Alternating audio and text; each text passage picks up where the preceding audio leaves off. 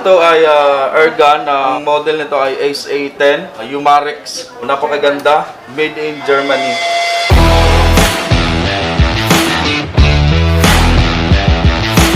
So, try natin. Firing. Ito guys ay M4 ALC. And then retractable na rin yung ano na dito sa likod. Ito ay semi full auto.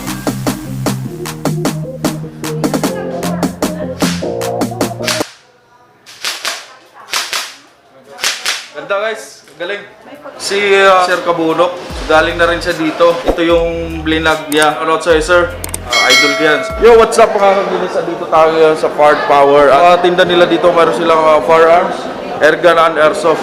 So titingnan natin kung paano bumili ng airgun at airsoft. So ako ulit ang ilingkod, ako si Ricky Omac. Tara, let's go! Go, go, go! Yes sir! Yes sir!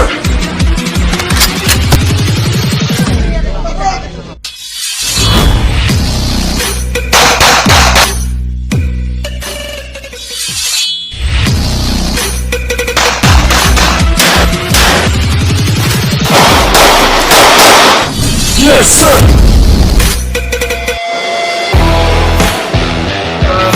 Paano ba bumili ng airgun? Pag airgun po kasi sir, hindi siya kasama sa deadly weapon. Is permit to travel transport, one-time registration. Same ng airsoft, airgun. Same procedures lang dalawa. Permit to travel, one-time registration. Yes po. So yun lang po ang kailangan. Yes po. Saan po ito kukunin? Sa Krami sir. Sa FAO din mismo kukunin ng permit to travel and then one-time registration. Kung iwawala ang resibo na magagaling sa amin, sir. Ano? Kasi yun ang ipoprove na airgun ang dala nyo. Kailangan naka-consult siya, bawal siya naka-expose, kailangan nakatago siya, bawal din siya sa gun ban. Guys, narinig nyo. Kayo ng gun ban, May copy ba't nakaso kaso rin? nyo is illegal possession firearms pa rin, sir. Wow!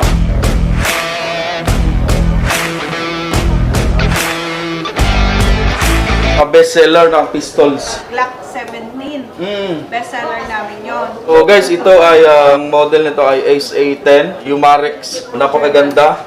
Made in Germany. Pwede rin sa pellet, pwede rin sa steel VVs. Ito yung ginagamit niya is si auto gas. So i-demo natin kung paano. Sa isang si auto gas, 60 shots ang kayang iputok. Yung accuracy niya is 400 per second. So malakas din. Malakas talaga. Oo, and then, guys, testing natin kung gaano kalakas ang airgun dito. 11,500. So yung mga nagbabalak bumili dyan, dito lang kayo sa Firepower. Dito sa Makati Central Square.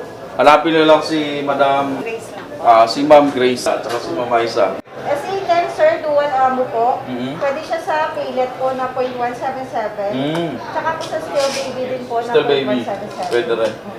Una po, spray po kayo dito sa magazine. Tapos sir, kasi bago pa siya, spray mo na dito. Spray mo na? Tapos dito ba na sa bago? Oo, kita nyo. Maganda. Dito po, dito po yan. Yun! Yun! Okay, unahin muna natin yung pellet. Try natin. Firing. Firing. Lakas din. Yun.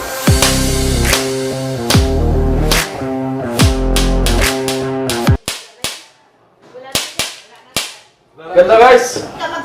Hindi ka magsisisi. Ay, next time, babalik ako rito pag kumita na yung kasama ko sa YouTube. Kasi pag pwede sumuka eh. Pari magnanakaw, di ba? Yung sakit nito. Sakit pa sa hibalayan to. So, try naman natin yung sa babies, yung mga bilog na bala. So, firing, cock, and...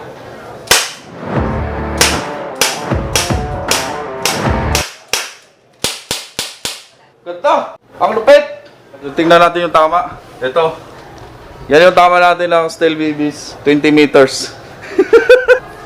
Ito guys ay M4 ALC. Ito ay 15,000. Maganda, napaka-affordable. And then retractable na rin yung ano niya dito sa likod. Medyo mahaba yung galamay mo. Pwede mo siyang i-atras. Medyo maliit naman.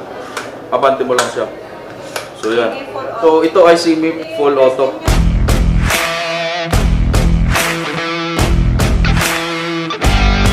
So try natin guys. Testing na natin. So dito battery ang gamit natin sa airsoft. Galing na rin siya dito. Ito yung blinag niya. So, shoutout sa'yo, sir. Idol ko yan, si Sir Cabunoc. Yes, ito ay 1911. Model ng Standard. Standard Core 45. Ito yung blinag ni Sir Cabunoc. So ito din, blinag din niya yun. Glock 17. NMM, ito din ang blinag niya. Kasi Kaya sir, bago po natin yung ilagay, kamutin mo muna para umakyat. Kailangan mo ng kamutin para umakyat. May What?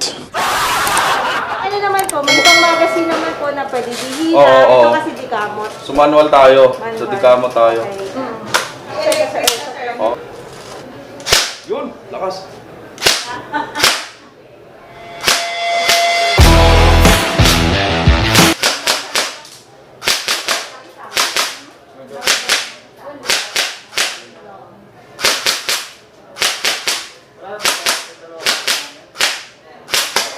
Ito guys, galing. Try natin yung full auto.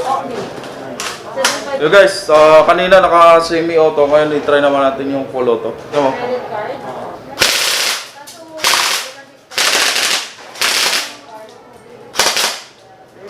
Kamot mo. Okay guys, kamot ulit natin. Yun, okay na. Pagod na ako. Yes, ang ganda. Grabe. So, nag-enjoy ako dito. Go, go, go! Yes! Yes, sir! Thank you. So guys, yun lang. Thank you, madam. Thank you. Subscribe. Madam, thank you. Bye-bye.